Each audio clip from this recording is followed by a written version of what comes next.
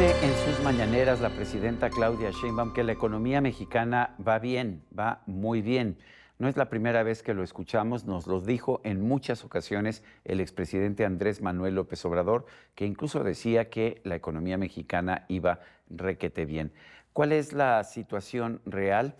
Yo quiero agradecer la presencia en este programa de Sergio Negrete. Él es doctor en economía por la Universidad de Essex, ha trabajado en el Fondo Monetario Internacional, ha sido profesor en varias universidades, actualmente es profesor del ITAM, el Instituto Tecnológico Autónomo de México.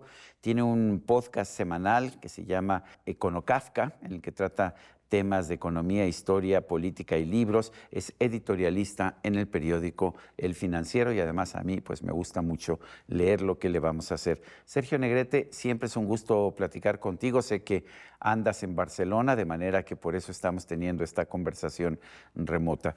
Pero a ver, cuéntanos, ¿realmente va tan bien la economía mexicana? Si yo veo, por ejemplo, las cifras de crecimiento económico, veo que el cuarto trimestre del 2024 hubo una caída ligera, pero caída, y hubo sí un repunte, pero muy pequeño, en el primer trimestre del 2025. Pero ¿cómo lo ves tú?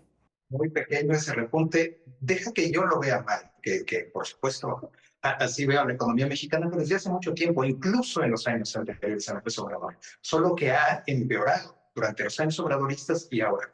Pero deja mi opinión, que te agradezco que la consideres. Pero vamos al Banco de México, que pronostica para este año 2025 un crecimiento de 0.1%, ya el crecimiento más magro que uno pueda imaginarse. Entonces, no, la economía no va bien y has escogido, como tú lo sabes, una variable extraordinaria, es la variable. Esa es la variable que hay que ver. ¿Qué está pasando con la producción en el país? Porque eso te trae consigo trabajo, salarios, de ahí va a derivar mucho. Entonces, no, en México no va bien, no ha ido bien y no va a ir bien en ese sentido en este 2025. ¿Cómo ves la creación de empleos? Porque el gobierno presume mucho que según las cifras del INEGI tenemos uno de los desempleos más bajos del mundo y sin embargo, pues hemos visto, por ejemplo, el mes pasado la creación de empleos tuvo una disminución de 45,000 puestos de trabajo y en diciembre del año pasado vimos la peor caída en el número de empleos en la economía formal de nuestro país registrados en el IMSS, pues desde que yo tengo memoria. ¿Qué opinas tú de qué está pasando en el campo del empleo? Ya cuando la presidenta presume la tasa de desempleo, le gusta mucho a Claudia Sheinbaum el manejo selectivo de cifras. Yo supongo que es entendible, o sea, buscar algo para presumir. Y sí, la tasa de desempleo es una de ellas. Ciertamente es bajísima. A nivel mundial es de las más bajas. Pero lo que ocurre en México y en muchas economías emergentes en vías de desarrollo es que el problema de México no es el desempleo, es el subempleo. Es la gente que quisiera trabajar más o mucho más. Y aparte, en México, si la gente no trabaja, prácticamente no come, a diferencia de muchos países particularmente desarrollados, que por eso tienen tasas de desempleo mucho más elevadas. Entonces, sí, puede decirse eso con certeza de que es baja, pero hay que tomar otros factores en cuenta. Entonces, sin duda, en México prácticamente todo el mundo está trabajando. No todo lo que quisiera, ni muchísimo menos, y por supuesto no ganando muchas veces lo que se quisiera. Entonces, realmente en ese sentido, no es que la cifra sea falsa, es que es engañosa por lo que implica. Nos decía el expresidente Andrés Manuel López Obrador que él iba a generar una tasa de crecimiento económico promedio del 4% al año y que aumentaría a 6% a final del sexenio. Eso no se cumplió, pero también dijo que lo iba a lograr sin incrementar el déficit de presupuesto y sin incrementar la deuda pública, pero tampoco parece que haya cumplido. ¿Cómo ves las cifras? Realmente, a fines de 23, ahorita te digo por qué te digo 23, la deuda pública estaba en más o menos 15,5 billones de pesos, o sea, un poquito arriba de 15. A fines, en abril de 25, perdón, lo más reciente, ya está la deuda pública total, interna y externa, está en 18,7 billones, si recuerdo bien, ahorita te estoy citando de memoria. Ha crecido alrededor de 3 billones de pesos la deuda pública. ¿Por qué? Porque López Obrador, contrario a sus promesas, desató el déficit público más elevado desde 1989, 5.7% del PIB en el año 2024. Y el déficit lo cubres de una de dos maneras, básicamente, o imprimiendo dinero o emitiendo deuda. Y eso es lo que hizo el gobierno federal con singular alegría y sigue haciendo porque es el déficit que heredó Claudia Sheinbaum. Entonces no lo ha cerrado, está tratando de reducirlo, eso es muy encomiable, hay que decirlo, pero es un déficit gigantesco el que dejó López Obrador y un endeudamiento muy elevado. Ahora, como la deuda que heredó López Obrador, aunque sí venía creciendo fuerte, no era tan elevada, la deuda mexicana no es preocupante todavía, hay que decirlo.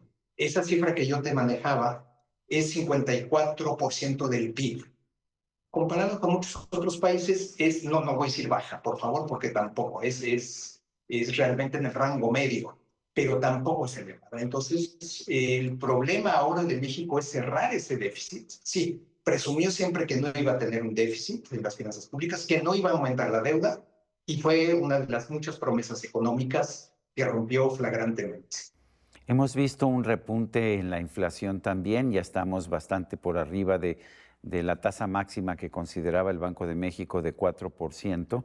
Y lo que ha hecho la presidenta Sheinbaum es que ha hecho pues unos pactos con las principales empresas del país, con las empresas más grandes. El pacto se llama el PASIC, pero que es un pacto para impedir la carestía. ¿Por qué no está teniendo éxito este pacto? Es muy cosmético. Y realmente lo que busca la presidenta, me parece a mí, es dar la impresión de que está haciendo algo, no sin llegar a controles de precios. Qué bueno que ya los gobiernos mexicanos se aprendieron la lección que controles rígidos de precios no llevan a ningún, bueno, ya llevan escasez, traen gravísimos problemas. Entonces hace esta especie, yo pensaría más en una cortina de humo, de bueno, vamos a hacer un pacto en que acordamos con los empresarios y los lleva a la mañanera y hemos acordado que no van a subir tanto sus precios o no los van a subir. En el caso de la gasolina, pone un precio máximo que no sabemos qué tanto se está respetando o no, pero aparte ahora está bajando el precio del petróleo. Entonces, realmente no es algo serio, vamos a decirlo así. Pero de todas maneras sí es preocupante.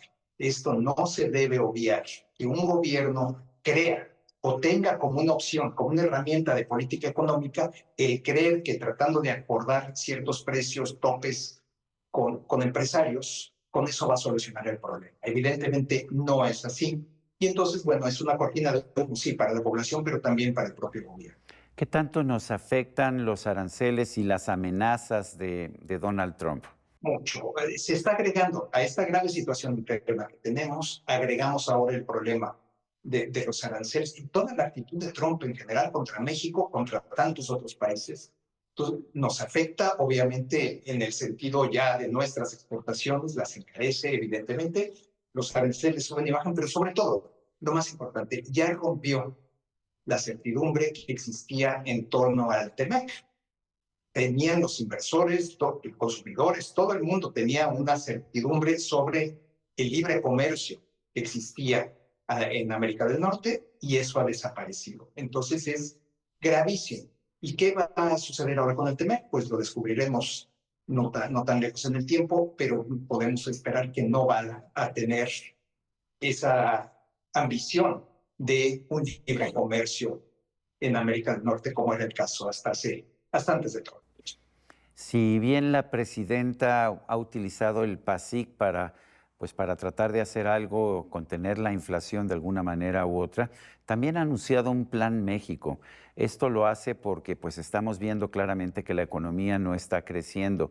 ¿Cómo ves las perspectivas de este Plan México? ¿Realmente podrá generar un mayor crecimiento de la economía nacional? No, por desgracia no, ojalá. De hecho, una de las metas del Plan México es que el país sea la economía número 10 del mundo, medida de la manera más simple, PIB en dólares, en 2030. México ya lo ha sido, de hecho lo fue hasta 2003 en varias ocasiones. De hecho fue la número 7, esto es curioso, la 7 del mundo en el año 81, porque el peso estaba, como tú lo recuerdas, fortísimo, era un peso, bueno, que el resto del mundo era extraordinariamente barato. Entonces, esta es una variable pues muy engañosa, pero ni siquiera ya es lograble porque nos han adelantado otras economías. Entonces, India, Brasil, Canadá, ya no los vamos a desbancar. De hecho, nos estamos peleando ahora con Corea del Sur, con Australia y con España entre el lugar 11 y el 14. Es donde andamos ahora. No va a ocurrir esto. ¿Por qué? Porque la estrategia económica de la presidenta Sheinbaum, a mí me parece fascinante el Plan México en un sentido. Desnuda o muestra claramente la ideología de Claudia Sheinbaum en una cuestión económica. Y es muy intervencionista, dirigista. Ella parece creer, bueno, más bien cree firmemente, lo muestra, que le puede decir a un inversionista dónde, cuánto, cómo, qué producir. Mira, tú te vas a poner en esta parte porque aquí hay mucha agua y porque aquí se necesita que hagamos productos biomédicos, de aquí automotriz, por allá lácteos. El Plan México en ese sentido es de un estatismo dirigista muy peculiar, que no va a tener éxito. No le puedes estar diciendo a un empresario qué hacer ni dónde ponerse. Habrá quienes se acomoden, por supuesto, pero no es un buen plan en ese sentido. Y reitero, su ambición es demasiada. Ojalá se cumpliera. Otra meta, para 2030, $100,000 millones de inversión extranjera. El promedio de años recientes es 35. Pretender triplicar la inversión extranjera directa cuando le estás obstaculizando en tantos sectores, y por supuesto pienso mucho en el energético, realmente tienes un plan, pero tus acciones van en contra de ese plan, de esas metas que tienes. Hemos visto dirigismo también en Estados Unidos. Vemos que Donald Trump quiere que todo se produzca en Estados Unidos y que no se produzca ni en México ni en otros países. ¿Tendrá éxito para convencer a los inversionistas de irse a producir a Estados Unidos? No, porque es demasiado caro Estados Unidos. Es una maravilla en ese sentido. Qué hermoso es tu país cuando tus salarios son tan caros, cuando es tan alto, cuando incluso te quejas del precio del plomero, de que te ayuden a limpiar una casa. Eso es la mejor señal de un país desarrollado, que te encuentras en una economía avanzada. Entonces, no puedes tú convencer a un empresario que se mude a un país caro cuando lo que requiere es mano de obra relativamente más barata, si no pierde sus ventajas y no puede producir para el resto del mundo, en un mundo extraordinariamente integrado y competitivo. Entonces, no hay manera que Trump los convenza. Lo que a mí realmente me asombra es que Trump cree que puede convencerlos, pero pues está ahí y no hay manera de, al parecer, de que Trump vea la realidad global de años recientes y crea que puede volver a 1950 y mover, por ejemplo, empresas siderúrgicas a Estados Unidos, automotrices. No entiendo este retorno al pasado que pretende Donald Trump. ¿Qué tanto afecta la reforma judicial a los inversionistas que quieran apostarle a nuestro país?